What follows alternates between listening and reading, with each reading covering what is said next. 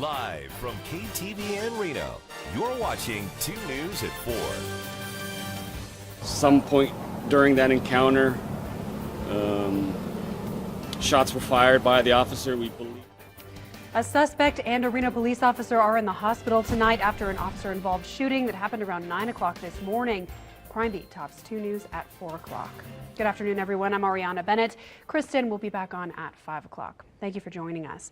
According to Sparks Police, the officer has potentially life-threatening injuries, but is stable at this point.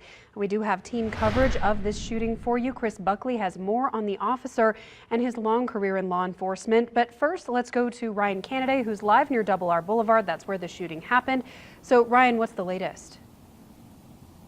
Well, Ari, we know that there was some kind of encounter between the two individuals.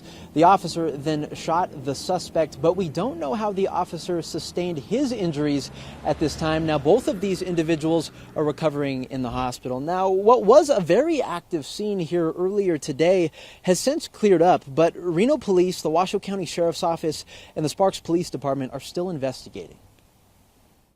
That investigation will be turned over to the district attorney's office, and they'll make the final determination about, what happened and whether our officer's actions were justified or not. The officer initially responded to the McDonald's on South Meadows Parkway for reports of a trespasser. As you can see from our Sky 2 footage, a walking path led both the suspect and the officer behind the Latitude 39 apartments where the officer-involved shooting took place.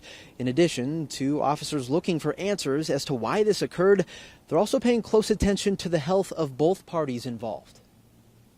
The primary concern right now, obviously, is the care of each of the individuals involved, the officer and the person he was encountering. So that's what we're worried about right now.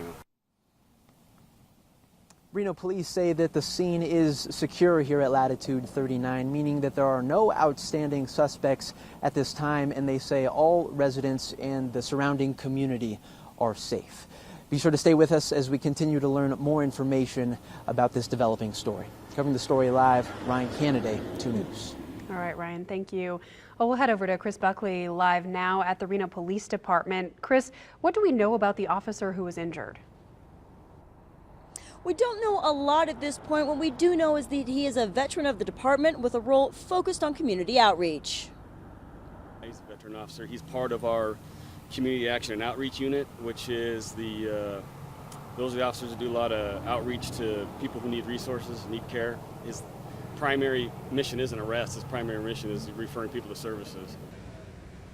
It's not known at this time just how the officer was hurt or the extent of his injuries or even what hospital he is at right now. What we do know is there's been an outpouring of community support on social media, both from law enforcement agencies and concerned citizens, all wishing him the best. This is a developing story where we'll bring you the latest news as we hear it. Covering Crime Beat live in downtown Reno, Chris Buckley, 2 News. All right, Chris, thank you.